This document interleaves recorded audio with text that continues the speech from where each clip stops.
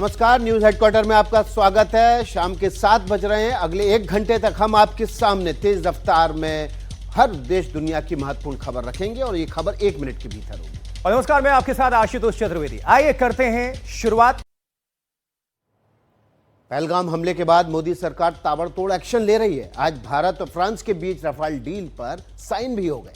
देखिए, 63,000 करोड़ रुपए में भारत फ्रांस से 26 राफेल मरीन खरीदेगा, जो भारतीय नौसेना के बेड़े में शामिल होंगे। इसे मजबूती देंगे। पहला फाइटर जेट 2028 में भारत पहुंचेगा। भारत की बढ़ती सामरिक शक्ति का नया ट्रेलर दिल्ली से रिलीज हुआ है। भारत और फ्रांस के बीच 26 राफेल मरीन की डील साइन हुई है। ऐतिहासिक डील पर तालियां बजी, जिनकी गूंज सुनकर दुश्मन का कलेजा जरूर कांपा होगा। भारत की तरफ से रक्षा सचिव राजेश कुमार सिंह ने डील पर साइन किए। डील के तहत फ्रांस से भारत 22 सिंगल सीटर विमान और 4 डबल सीटर विमान खरीदेगा। राफेल मरीन परमाणु बम दागने की क्षमता से लैस होंगे। ये डील करीब 63,000 करोड़ रुपए में हुई है।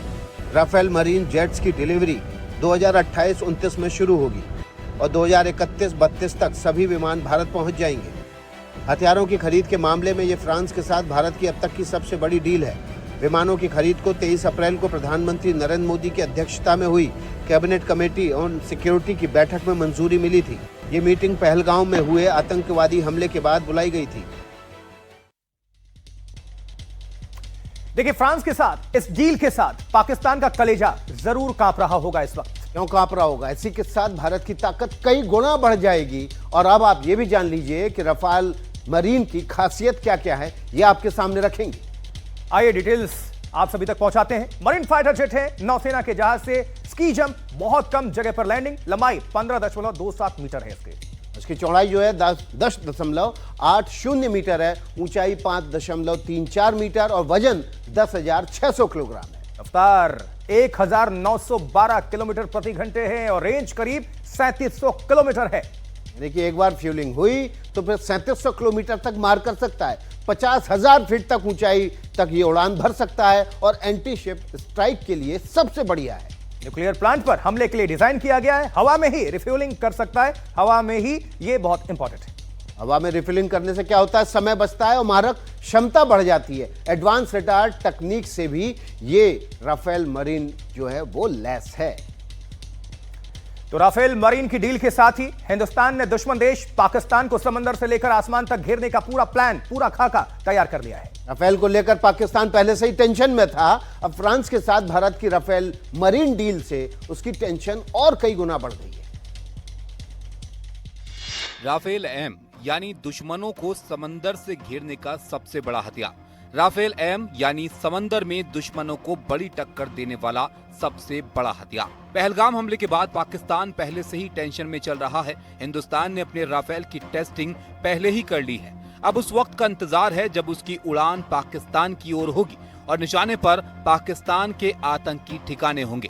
इस खबर के साथ ही पाकिस्तान के हुक्मरान थर थर कांप रहे हैं। तो पाकिस्तानी हुक्मरानों के इशारे पर आतंकी हमले को अंजाम देने वाले दहशतगर्दों की हवा खराब है। नौसेना के पास फिलहाल 2 विमान वाहक पोत INS विक्रमादित्य और INS विक्रांत हैं।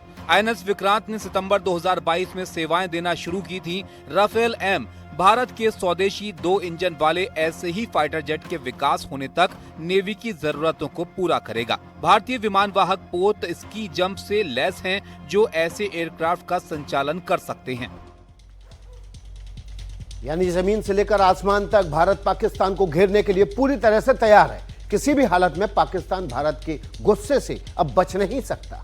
राफेल भारत के पास पहले से ही मौजूद है और राफेल मरीन भी मिल जाएगा। तो दोनों विमानों में फर्क क्या है और कौन ज्यादा ताकतवर है, वो जानना जरूरी है। आइए आपको डिटेल्स समझाते हैं, देते हैं। देखिए, अब हम आपको राफेल मरीन के जो डिटेल्स हैं वो बता रहे हैं। देखिए, राफेल मरीन आपके सामने अभी लैंड किया है। ये जो है फोल्डेबल, नॉन फोल्डेबल विंग्स के साथ है, यानी कि इसको जब जरूरत होगी पार्क होने की टैक्सिंग के बाद, तो इसके विंग्स जो है फोल्ड हो जाएंगे और कम जगह में पार्क हो जाएगा। टेलुक होता है, राफेल मरीन में मौजूद है और राफेल में जो नॉर्मल राफेल है जो पहले से आ चुका है उसमें नहीं है। तो ये फर्क है। अब रडार देखिए, नौसेना के हिसाब से बदलाव है। सामान्य क्या क्या है? विकास, डिटेल्स। देखिए, हम आपको बता रहे हैं एयरफ्रेम एयरक्राफ्ट कैरियर के हिसाब से स्टैंडर्ड है, यानी कि ये जो वॉरशिप है उसमें लैंड करने के लिए एकदम स्टैंडर्ड तरीके से बनाया गया है। बिल्कुल। अब जो हथियार है दूसरे हथियारों संग एंटी शिप मिसाइल स्टैंडर्ड हथियार इसमें मौजूद, जो राफेल मरीन है, राफेल एम जिसे हम कह रहे हैं, दूसरे हथियारों के साथ एंटी शिप मिसाइल्स मौजूदगी है और राफाल स्टैंडर्ड एक उसमें वॉरहेड है। देखिए, हर विमान की अपनी ताकत है। राफेल की, मरीन की जो ताकत है वो वॉरशिप पर लैंड करने और वहां से हमला करने के लिए बना हुआ है, और इसी वजह से राफेल मरीन की जो खरीद है वो पाकिस्तान के होश उड़ा देने वाली है और भारत की ताकत कई गुना बढ़ा देने वाली है। बिल्कुल, भारत जबरदस्त एक्शन में है और होना भी चाहिए। भारत की सैन्य तैयारियों को देखकर पाकिस्तान में खलबली है, खासकर पाकिस्तान की गोद में बैठे आतंकी कांपने लगे हैं, कांपने भी जगह जगह छिपते फिर रहे हैं। पाकिस्तानी सेना उन्हें छिपाती फिर रही है। पीओके में मौजूद आतंकियों के 7 से ज्यादा लॉन्चिंग पैड्स में खलबली है। पाकिस्तान ने आतंकियों को लॉन्चिंग पैड खाली करके पाक सेना की शरण में रहने को कहा है। खुलासा भारत की सुरक्षा एजेंसियों ने किया है, आप भी देखिए और जानिए।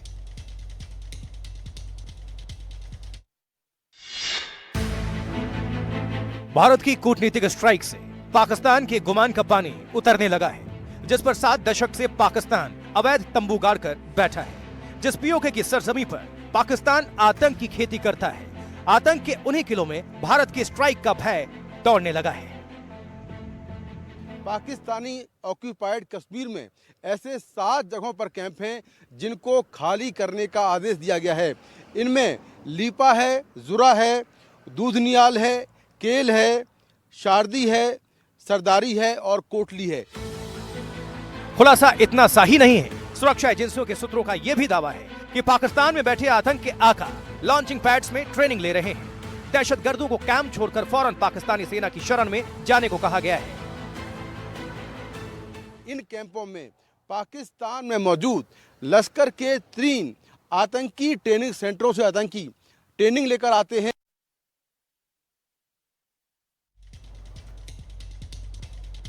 देखिए, पीओके में जो आतंकियों के 7 लॉन्चिंग पैड्स हैं उसमें खलबली जरूर है, लेकिन ये खलबली जो है पाकिस्तान के सेना के लिए भी आफत है। पीओके में कहां-कहां आतंकियों के लॉन्चिंग पैड एक्टिव हैं और किन-किन लॉन्चिंग पैड्स को पाकिस्तान भारत के डर से खाली करा रहा है, सुरक्षा एजेंसियों ने आतंकियों के इन लॉन्चिंग पैड्स की लोकेशन भी डिकोड की है।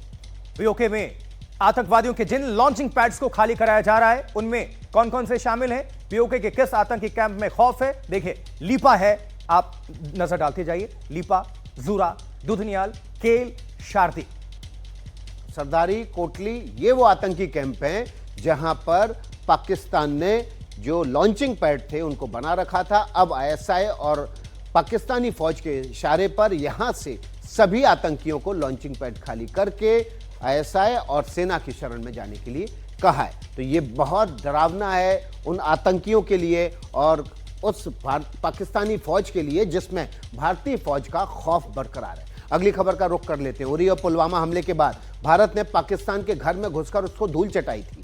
अब भारत की तीसरी स्ट्राइक का खौफ पाकिस्तान को सता रहा है। जिन लॉन्चिंग पैड्स को खाली कराया जा रहा है उनमें भारत के खिलाफ कैसी साजिश रची जा रही थी, यह आपको जरूर देखना चाहिए।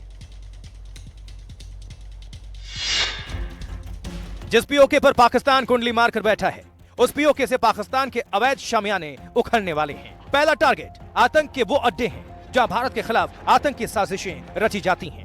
यहाँ पर इनके खाने पीने की व्यवस्था होती है और फिर यहीं पर रहने के बाद ये कश्मीर घाटी में घुसते हैं और फिर यहाँ पर आकर आतंकी हमला करते हैं। पाकिस्तानी आर्मी को डर है कि भारत का गोला कभी भी इन लॉन्चिंग पैड्स पर गिर सकता है, लिहाजा एक मौखिक ऑर्डर जारी करके पीओके में मौजूद इन तमाम लॉन्च पैड से आतंकवादियों को हटाया जा रहा है। जिस तरह से बलूचिस्तान में पाकिस्तानी सेना पर हमला हुआ, एक ट्रेन को हाईजैक कर लिया गया, उसके बाद पाकिस्तानी सेना और आईएसआई बौखलाई हुई है। सूत्रों के मुताबिक बलूचिस्तान में हुई इन दोनों घटनाओं के बाद पाकिस्तानी आर्मी के बहुत जवानों ने फोर्स से अपनी नौकरी छोड़ दी है, जिससे भी पाकिस्तान आर्मी और आईएसआई बौखलाहट में है।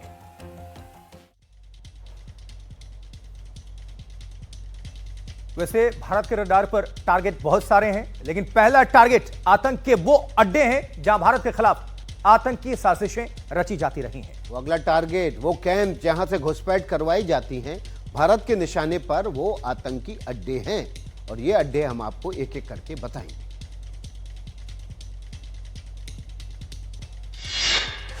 एलओसी पर पाकिस्तान की तरफ से लगातार हो रही फायरिंग इस बात के सबूत हैं कि पाकिस्तान में खौफ का साया है। पाकिस्तान की तरफ से लगातार हो रही फायरिंग के बीच एनडीटीवी की टीम भी सीमा पर बसे गांव में पहुंच गई। वहां के लोगों का क्या हाल है, उनकी तैयारी कैसी है, वो जानने की कोशिश की गई। ये देखिए, मैं आपको एक बंकर के अंदर ले चलता हूं। अगर यहाँ पर शेलिंग होती है तो गांव वालों ने छुपने के लिए ये बंकर जो है वो तैयार कर लिया है। ये देखिए, ये बंकर है, यहाँ पर घुटनों के बल ही अंदर आप आ सकते हैं। काफी बड़ा ये बंकर है। एलओसी यहाँ से करीब 20 से 25 किलोमीटर दूर है। सीमा पर बसे लोगों की तैयारी देखी आपने, उनका बंकर देखा आपने। गांव वाले भी तैयार, हिंदुस्तान भी तैयार, बस आतंकवादियों को रसातल में पहुंचाने का है इंतजार।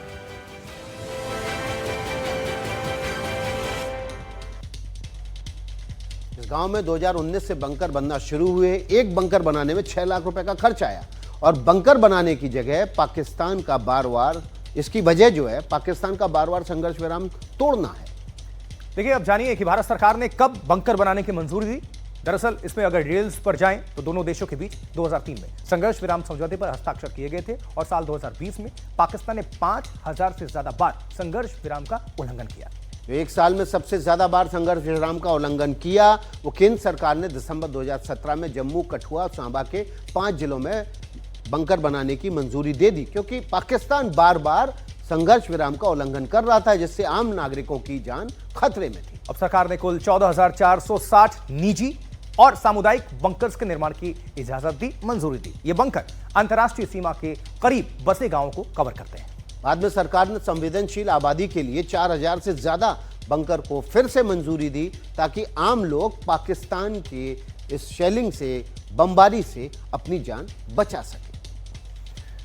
तो तैयारी सबकी है, भारत सरकार की भी और लोगों की भी। मान लीजिए युद्ध हुआ, सीमा से सटे गांव के लोगों में किस तरह की तैयारी है आपको हम बंकर्स के जरिए हमने बताया, लेकिन गांव वालों ने शेलिंग से बचने के लिए काफी मजबूत बंकर्स तैयार किए हैं, जो कि आपने देखा था मुकेश की रिपोर्ट। मुकेश सेंगर ने बताया था किस तरह से बंकर तैयार किए गए। इस बंकर में रोशनी, हवा कैसे जाए, इसका भी पूरा ख्याल रखा गया है। फिर से रिपोर्ट देखिए।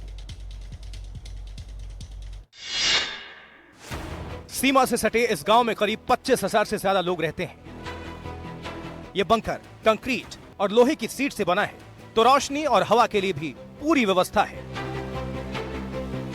नीचे क्या लकड़ी है? ये फर्श लगाया है इसमें, क्योंकि किसी वक्त नीचे से पानी का हो जाता है, तो पानी का वो हमने निकालने का रास्ता भी रखा है कि वहां से पानी बाहर निकल जाता है। अच्छा। जी। और ऊपर ये छत है? ऊपर से ये छत है, कंक्रीट की छत है, लगभग 18 इंच की है ये। 18 इंच की छत है जी। और ये लाइट की भी लगी हुई है? लाइट भी लगाई है। अच्छा, सामने रोशनदान भी है? रोशनदान भी है, हवा के लिए अंदर आ रही है। जी। कंक्रीट की छत कितनी मोटी है ये? ये लगभग 18 इंच की होगी। 18 इंच। मतलब बम ब्लास्ट भी हुआ तो कोई नुकसान नहीं होगा? जी। अच्छा। अपने हिसाब से हमने बनाया है, तो वो उसी वक्त देखा जाएगा क्या होगा। जी। 25,000 आबादी वाले इस गांव में शायद ही ऐसा कोई होगा जिसके घर में बंकर ना हो, और अब उन्हें लगने लगा है कि बंकर की जरूरत पड़ने वाली है।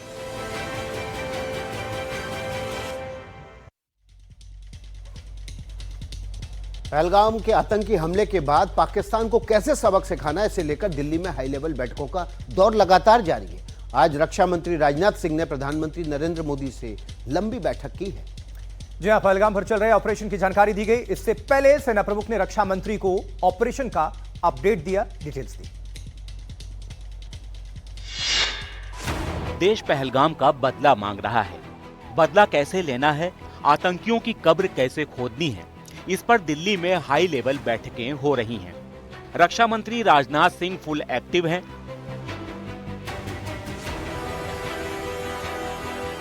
वो सुबह साउथ ब्लॉक पहुंचे, सेना प्रमुख उपेंद्र द्विवेदी से मीटिंग की और पहलगाम हमले पर सैन्य ऑपरेशन की जानकारी दी। साउथ ब्लॉक से रक्षा मंत्री सीधे लोक कल्याण मार्ग पहुंचे, प्रधानमंत्री आवास पर पीएम मोदी से मुलाकात की। राजनाथ ने पीएम को ताजा हालात पर अपडेट किया। डिफेंस मिनिस्टर और पीएम मोदी के बीच करीब 40 मिनट तक मंथन हुआ। पहलगाम हमले के बाद कैसी सैन्य तैयारियां चल रही हैं, भारत की आगे की सैन्य रणनीति क्या होगी, हर पॉइंट पर चर्चा की गई।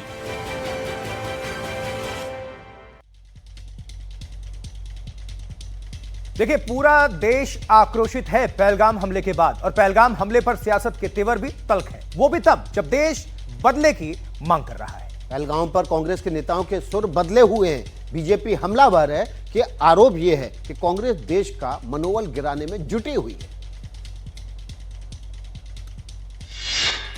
पहलगाम के जख्म देश को कचोट रहे हैं। देश चाहता है कि आतंक का सर्वनाश हो, आतंकियों पर एक्शन हो। देश में गुस्से का गुबार है। दूसरी तरफ राजनीति के तेवर तल्ख हैं। पहलगाम हमले पर बीजेपी और कांग्रेस के बीच सियासी जंग छिड़ी है। कांग्रेस के तमाम बड़े नेता जिस प्रकार का बयान दे रहे हैं, वो देश के आदमी के, वो देश की जनता के और देश की सरकार के मनोबल को गिराने का प्रचंड प्रयास कर रहे हैं। इस राजनीतिक बहस को तूल दी कांग्रेस नेता विजय वडेट्टीवार ने। पॉलिटिकल पिच पर बयान का बाउंसर रॉबर्ट वाड्रा ने भी मारा। When this terrorist act took place, they were looking at IDs. Why is this happening? Because they are feeling that Muslims are being mistreated in our country. अंदर आके फिर कि घुस जाते तो तुम्हारा इंटेलिजेंस क्या कर रहा था? वो फेल्यूर नहीं है, ये सरकार का फेल्यूर नहीं है। कांग्रेस के इसी रोक पर सियासी बखेड़ा खड़ा हो रहा है।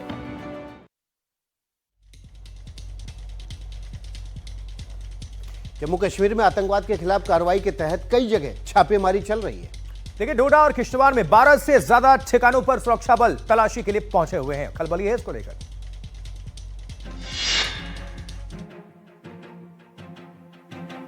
आतंक के खिलाफ निर्णायक लड़ाई जारी है। सुरक्षा बल और सरकार कोई चूक नहीं चाहते। यही वजह है कि छुपे आतंकियों और उनके मददगारों की तलाश तेज है। जम्मू कश्मीर के डोडा और किश्तवाड़ में 12 से ज्यादा ठिकानों पर छापेमारी की गई। सुरक्षा बलों की नजर हर कोने पर थी। इसके पहले श्रीनगर में भी 60 से ज्यादा घरों की तलाशी ली गई। ये छापेमारी अभियान कानून के दायरे में हो रहा है। जम्मू कश्मीर पुलिस, कार्यकारी मजिस्ट्रेट और स्वतंत्र गवाहों की मौजूदगी में इसे अंजाम दिया जा रहा है। बीते कुछ महीनों से डोडा, किश्तवाड़, राजौरी, पुंछ, रामबन और कठुआ के घने जंगल आतंकवादियों के छुपने का अड्डा बने हुए हैं। सुरक्षा बलों का मानना है कि इनमें ज्यादातर कट्टर विदेशी भाड़े के आतंकवादी शामिल हैं, जो हमला कर जंगलों में छुप जाते हैं। पहलगाम में 26 निर्दोषों की जान लेने वाले आतंकवादियों का भी अब तक पता नहीं चल पाया है। ऐसे में आतंकवाद के खिलाफ कड़े रुख के तहत ऐसे तलाशी अभियान आगे भी जारी रहेंगे।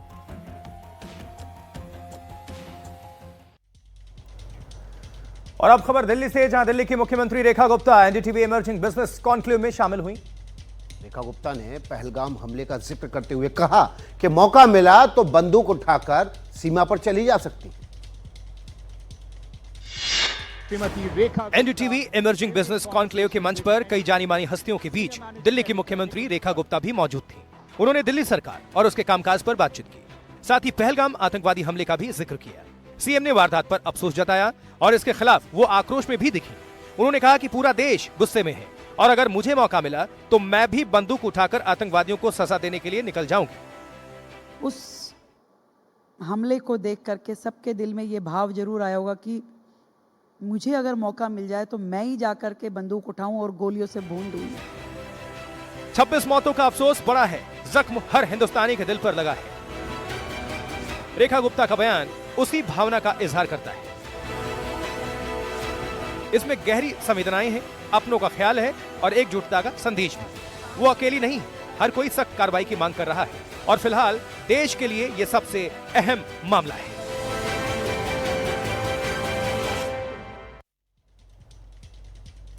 पहलगाम हमले पर भारत सरकार एक्शन मोड में है। आज पाकिस्तान में यूट्यूब चैनल्स पर भारत ने डिजिटल स्ट्राइक की है।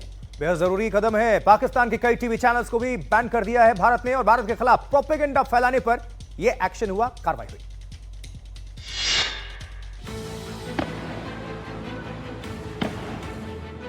पहलगाम पर पाकिस्तान के प्रोपेगेंडा की धज्जियां उड़ गईं। भारत ने पाकिस्तान पर जो डिजिटल स्ट्राइक की, उसने पाकिस्तान की बोलती बंद कर दी। भारत के खिलाफ दुष्प्रचार करने वाले पाकिस्तानी चैनल्स पर बैन लग गया है। पाकिस्तान के YouTube और बड़े चैनल पहलगाम पर पाकिस्तान को पाक साफ बता रहे थे, कश्मीर में अफवाह फैला रहे थे, भारत को बदनाम कर रहे थे। पाक के जिन चैनल्स पर भारत ने डिजिटल स्ट्राइक की है वो कौन कौन से हैं ये भी जान लीजिए। Geo News, ARY News, Dawn News, Bol News, Suno News, GNN, Samaa TV और समा स्पोर्ट्स। भारत के इस एक्शन से पाकिस्तान की बोलती तो बंद हुई है, साथ ही प्रोपेगेंडा पर भी सीधे स्ट्राइक हुई है।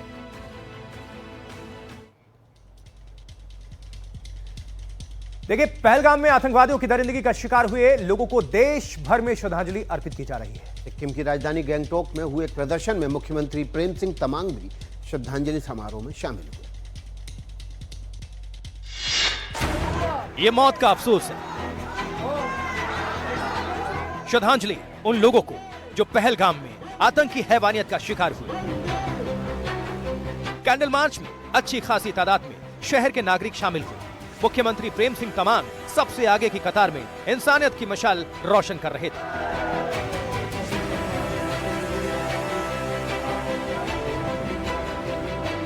प्रदर्शनकारी एक हॉल में भी जमा हुए, यहां भी नारेबाजी होती रही।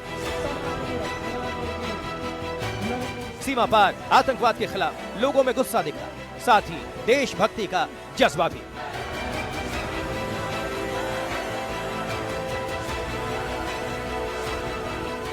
पहलगाम हमले ने देश की आत्मा को झकझोरा है। आतंकवादियों और उनके आकाओं को सबक सिखाए जाने तक लोगों का यह गुस्सा थमने वाला नहीं है।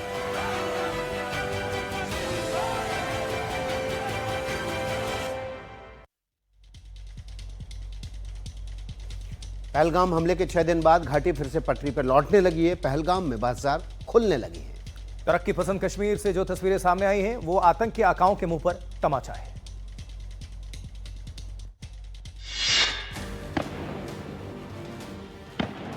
दुकानें पहले की तरह गुलजार हैं।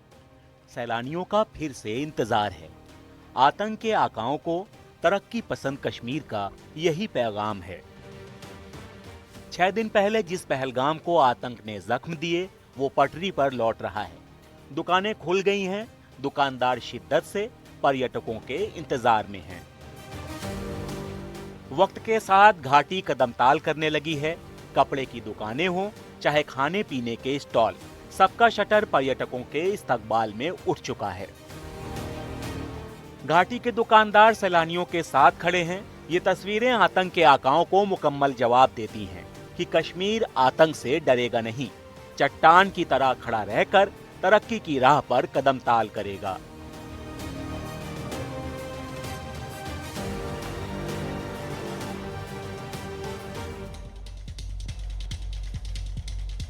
जम्मू कश्मीर विधानसभा में पहलगाम हमले के खिलाफ प्रस्ताव पास किया गया है।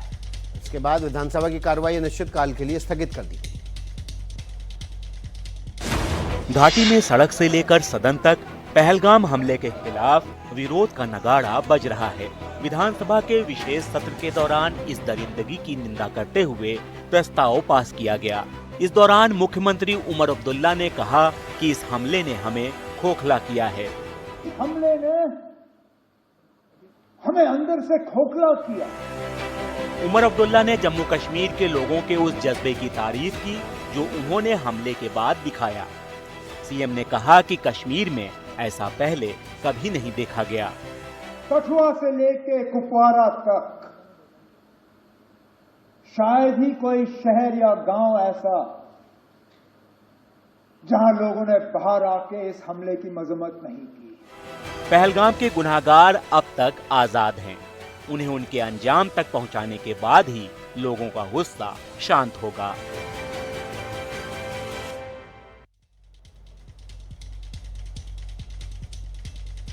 देखिए, पहलगाम हमले के बाद भारत ने पाकिस्तान पर कूटनीतिक स्ट्राइक क्या की है। बौखलाए पाकिस्तान के कई लीडर्स एटमी हमले की खोखली धमकी दे रहे हैं। AIMIM चीफ असदुद्दीन ओवैसी ने पाकिस्तान को करारा जवाब दिया। ओवैसी ने पाकिस्तान की तुलना IS से कर दी।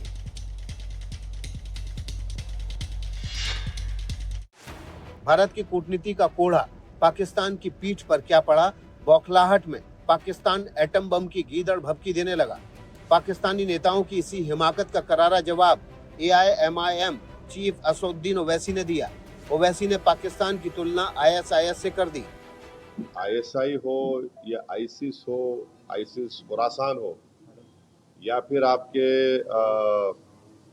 जो डीप स्टेट है या एस्टेब्लिशमेंट है पाकिस्तान का, वो तो यही चाहते हैं कि इस देश में हमेशा के लिए हिंदू मुसलमानों के झगड़े चलते रहें।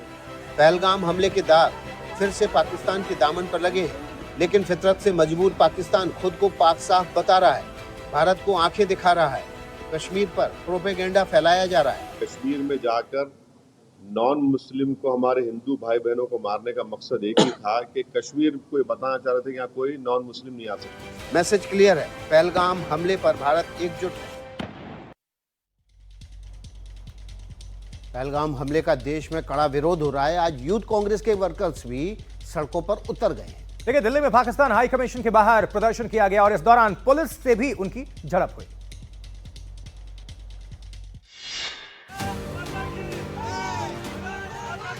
दिल्ली की सड़कों पर विरोध के सुर बुलंद हैं।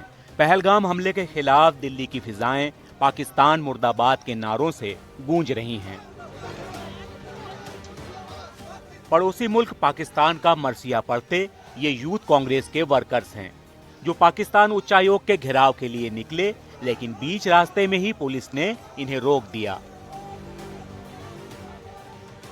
जैसे ही रोका गया, हंगामा शुरू हो गया।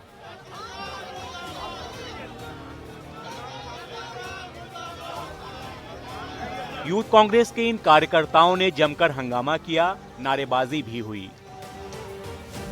पाकिस्तान उच्चायोग के करीब कांग्रेस कार्यकर्ताओं को रोक दिया गया, लेकिन घंटों तक हंगामा होता रहा।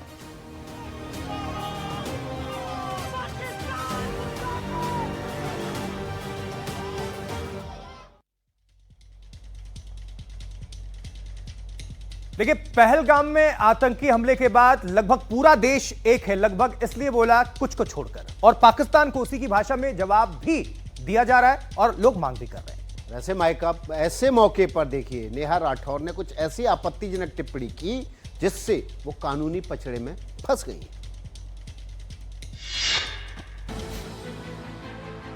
पाकिस्तान के इशारे पर पहलगाम में आतंकवादियों ने जो कुछ भी किया, ये तो तय है कि उसकी सजा उसे मिलकर रहेगी। सत्ता पक्ष के साथ विपक्ष सुर में सुर मिला रहा है और सरकार लगातार एक्शन मूड में है, लेकिन इस संजीदा मौके पर भी लोक गायिका और यूट्यूबर नेहा सिंह राठौर मजाक के मूड में है। पहलगाम टेरर अटैक पर नेहा सिंह राठौर की सोशल मीडिया पर आपत्तिजनक टिप्पणी के बाद 11 धाराओं में लखनऊ में FIR दर्ज हो चुकी है।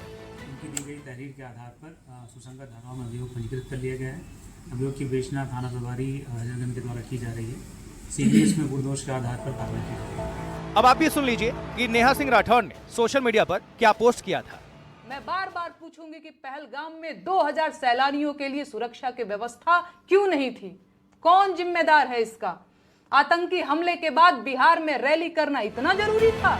आरोप है कि नेहा राठौर का ये बयान पाकिस्तान में जमकर वायरल हो रहा है और पाकिस्तानी इस बयान को भारत के खिलाफ प्रयोग कर रहे हैं। और इस बीच एक बड़ी खबर आ रही है पंजाब से। पंजाब के अमृतसर से बड़ी खबर है, जहां बदमाशों के साथ पुलिस का एनकाउंटर चल रहा है। अमृतसर के वेरका बाईपास के पास एनकाउंटर हुआ है। एक बदमाश को पैर में गोली मारी गई है। जी हाँ, ये ब्रेकिंग न्यूज इस वक्त पंजाब अमृतसर से, जहां अमृतसर से ये अपडेट आपको कर दें। एक बदमाश के पैर में गोली मारी है पुलिस ने। ये एनकाउंटर की जानकारी वहां पर मिली है। बदमाशों के साथ पुलिस की मुठभेड़, ये ब्रेकिंग न्यूज इस वक्त पंजाब अमृतसर। ये तस्वीरें भी आ गई हैं। इलाके को पुलिस ने घेर लिया है और साथ साथ आपको बता दें, बदमाशों के साथ ये पुलिस की मुठभेड़। अभी कितने हमलावर थे, कितने इसमें बदमाश शामिल हैं, थोड़ी देर के बाद इस पर अपडेट भी आएगा। लेकिन ये देखिए, पैर में गोली लगी है बदमाश की। वो मुझे लग रहा है 2 लोग नजर आ रहे हैं विकास, एक नहीं। इस लाल घेरे के अंदर अभी देखिए जो शख्स नीचे गिरा हुआ है। पंजाब भी उत्तर प्रदेश का योगी मॉडल को फॉलो करता हुआ बदमाशों को पैर में गोली मारी गई है। वो स्कूटी भी आपको नजर आ रही है, शायद बदमाश इसी पर सवार होगा। फायरिंग हुई है और ये गोली के निशान।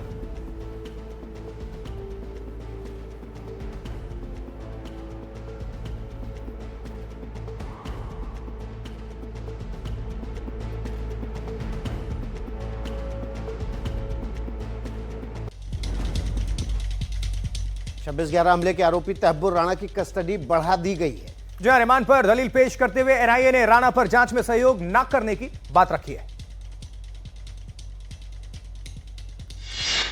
एनआईए की टीम तहव्वुर राणा को लेकर पटियाला हाउस कोर्ट पहुंची थी। उसे कड़ी सुरक्षा के बीच स्पेशल जज चंद्रजीत सिंह की कोर्ट में पेश किया गया।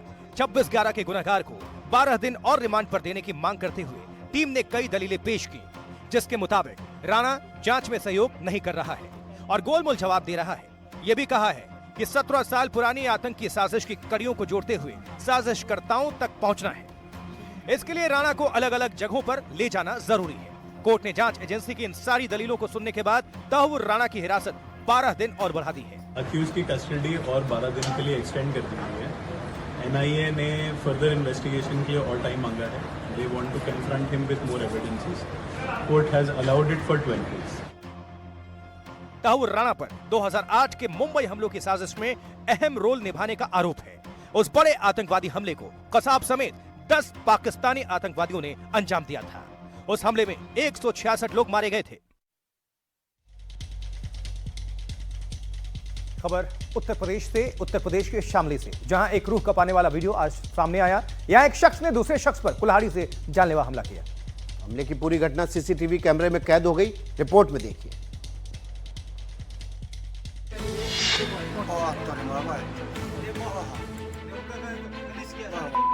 घर के बाहर एक शख्स बैठा है। वो आने वाले खतरे से अनजान है। अचानक दूसरा लड़का यहाँ पहुँचता है। बिना सोचे समझे घर के बाहर बैठे शख्स के मुंह पर कुल्हाड़ी से हमला करता है।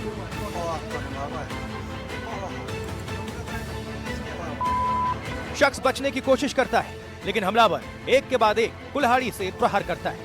हमले की ये तस्वीरें विचलित कर सकती हैं, इसलिए हम इन्हें आपको साफ साफ नहीं दिखा सकते। कुल्हाड़ी से जानलेवा हमले की तस्वीरें यूपी के शामली से आई। हमले का आरोप गोविंद नाम के लड़के पर लगा। घायल युवक सरफराज पर आरोपी की बहन पर छीटाकशी करने का आरोप है। हमले में घायल सरफराज को गंभीर हालत में हायर सेंटर में भर्ती कराया गया। ये घटना झिझाना थाने के टोडा गांव की बताई जा रही है। वारदात का वीडियो सोशल मीडिया पर वायरल हो रहा है।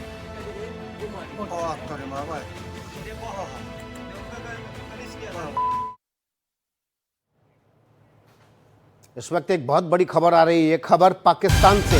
वहां के रक्षा मंत्री की हवा खराब है, पैंट ढीली हो रही है, क्योंकि उनको डर सता रहा है कि पाकिस्तान पर भारत कभी भी हमला कर सकता है। और बार बार जैसा गिदड़ बबकी दिया जाता है पाकिस्तान की तरफ से, वही एटमी हमला पौवा पौवा भर का जो कहा जाता है। विकास कह रहे हैं कि हमने अपनी तैयारियों को और पुख्ता किया है, हम तैयार हैं। भारत के एक्शन पर बोले पाकिस्तानी रक्षा मंत्री ख्वाजा।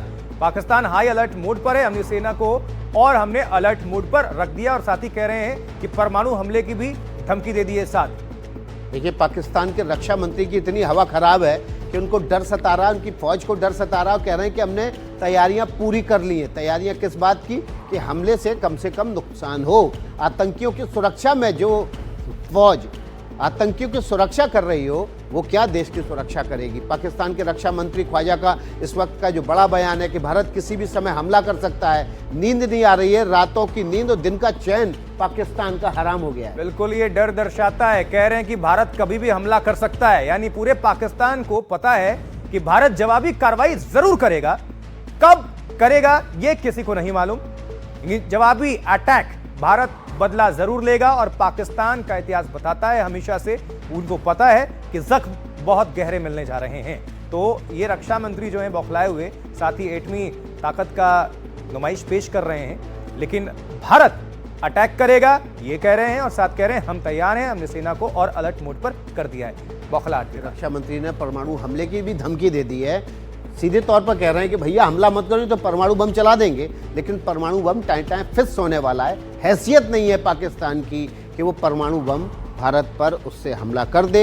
और ख्वाजा का ये भी कहना है कि हमने फौज को अलर्ट किया है और पूरा पाकिस्तान हाई अलर्ट पर। चलिए, फोन लाइन पर उमा शंकर सिंह जुड़ चुके हैं हमारे साथ। उमा, पाकिस्तानी रक्षा मंत्री का ये बयान किस तरह से देखा जाना चाहिए? पूरा पाकिस्तान तो बौखलाया हुआ है, रक्षा मंत्री काफी घबराए हुए हैं। देखिए, जो पाकिस्तान के रक्षा मंत्री का बयान यही दिखाता है कि पाकिस्तान जो है वो किस तरह की आशंका के दौर से गुजर रहा है, क्योंकि पहलगाम हमला जिस तरह से हुआ और उसमें 26 भारतीयों की जान गई, 2 विदेशी भी मारे गए। उसके बाद से भारत ने अपने कुछ डिप्लोमेटिक स्टेप्स उठाए हैं, लेकिन जो दुनिया के देशों का जो दबाव है वो पाकिस्तान के ऊपर है और पाकिस्तान में इस बात को लेकर काफी आशंका पहले दिन से ही है, क्योंकि हमने ये भी देखा था कि पाकिस्तान ने अपने वायुसेना को पहले दिन से काफी अलर्ट पे रखा हुआ है और तमाम तरह के बयान जो पाकिस्तान की तरफ से आ रहे हैं जिसमें यह अंदेशा जताया जा रहा है कि भारत कभी भी हमला कर सकता है।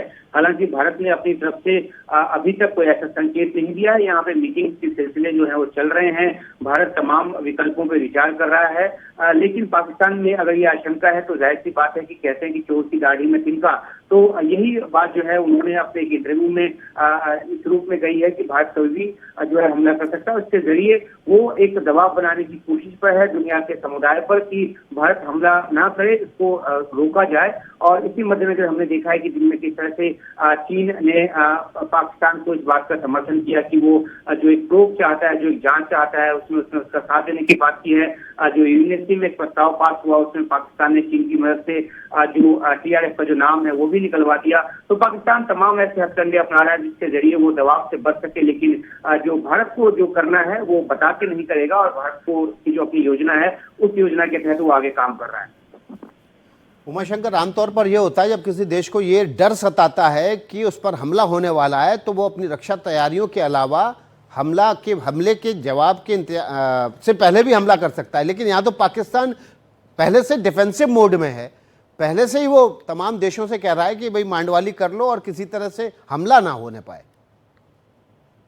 जी बिल्कुल, यही बात हम लगातार कर रहे हैं कि जिस तरीके से पाकिस्तान के तार जो है अधूरे बताए गए हैं, जो शुरुआती सबूत निकलकर सामने आए और जिस तरह से भारत ने दुनिया के देशों के राजनयिकों को बुलाकर ब्रीफ किया और उसमें जानकारी दी, खासतौर से पाकिस्तान का नाम 2 बार लिया गया जितनी हमारी जानकारी है उसके मुताबिक, तो इससे पाकिस्तान को ये लगता है कि क्योंकि एक जीरो टॉलरेंस पॉलिसी लेकर भारत जो है वो आतंकवाद के खिलाफ चल रहा है। 2016 में एक जो सर्जिकल स्ट्राइक है वो देख चुका है, 2019 में बालाकोट में हमला वो देख चुका है, तो इस बार जो है वो पहले से इस बात को लेकर काफी एहतियात बरत रहा है और इसलिए हमने ये भी देखा है कि LOC पर किस तरह से बार बार पाकिस्तान की तरफ से जो सीज फायर है उसका उल्लंघन हो रहा है। तो आगे बढ़कर जो पाकिस्तान से जिस तरह के बयान आ रहे हैं और जिस तरह से दुनिया के देशों को संपर्क साधकर एक तरह से कोशिश कर रहा है कि भारत के गुस्से को शांत किया जाए, उससे ये लगता है कि वो काफी ज्यादा जो है वो इस आशंका से घिरा हुआ है कि कभी भी हमला हो सकता है और वो जो आक्रमण ही बचाव का एक नया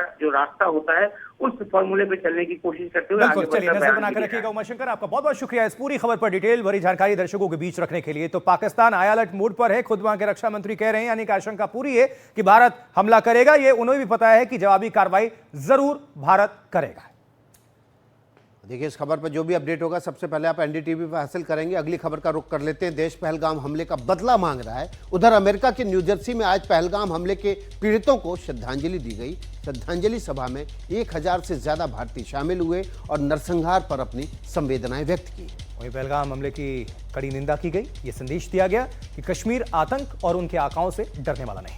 कार्यक्रम में भारत के डिप्टी काउंसलर जनरल एडसन के मेयर सैम जोशी और असेंबलीमैन रॉबर्ट जे करानविंचक भी उपस्थित रहे।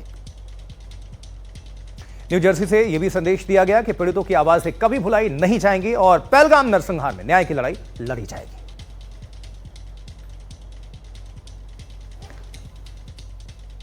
ये तस्वीरें देखिए, हजारों की संख्या में लोग इकट्ठा हुए, आतंक का विरोध किया, पाकिस्तान का विरोध किया और भारत का समर्थन। न्यूयॉर्क से सटा हुआ न्यू जर्सी वो इलाका जहां बड़ी तादाद में भारतीय रहते हैं। पहलगाम में हुए आतंकवादी हमले के बाद एक तरफ हिंदुस्तान ने पाकिस्तान को सबक सिखाने की पूरी तैयारी की हुई है, दूसरी तरफ बीजेपी की सहयोगी पार्टी के युवा मोर्चा ने त्रिपुरा में बांग्लादेश के खिलाफ हल्ला बोल दिया। रिपोर्ट देखिए। एक तरफ पाकिस्तान के खिलाफ देश भर में गुस्से की आग है तो दूसरी तरफ बांग्लादेश सरकार के खिलाफ त्रिपुरा जल रहा है। हजारों लोगों की ये भीड़ त्रिपुरा के बेलोनिया इलाके की है और ये बीजेपी गठबंधन की सहयोगी पार्टी त्रिपुरा मोथा के युवा मोर्चा के लोग हैं। Embankment here, crossing the rules and regulations, breaking the laws of that 50 gaj should not be crossed from each of the borders. Bangladesh के खिलाफ इन्होंने जोरदार प्रदर्शन किया। ये विरोध मुहरी नदी के बगल में बनाए गए बांध को लेकर है, जिसे बांग्लादेश ने अवैध रूप से बनाया है। हजारों की संख्या में बांध की तरफ इनका मोर्चा आगे बढ़ा तो बीएसएफ ने वहीं रोक दिया। स्थानीय लोगों का आरोप है कि मानसून के दौरान बांध की वजह से गांव का बड़ा हिस्सा गंभीर बाढ़ की चपेट में आ सकता है। इसके खिलाफ वो लंबे समय से विरोध करते रहे हैं, लेकिन इस बार इनका विरोध प्रदर्शन बिल्कुल अलग ही है, जब उन्होंने बांग्लादेश की अंतरिम सरकार के मुखिया मोहम्मद यूनुस के पोस्टर को पैरों तले कुचल डाला।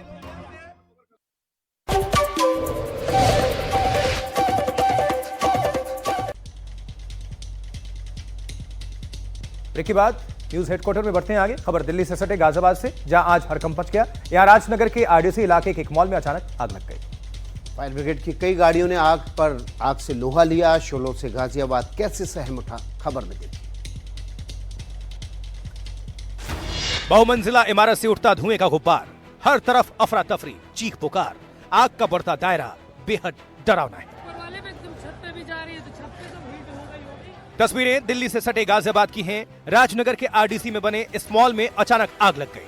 फायर ब्रिगेड मौके पर पहुंची, आग से लोहा लिया गया, लेकिन चलती हवाओं के साथ आग एक तल्ले से दूसरे तल्ले तक फैलने लगी।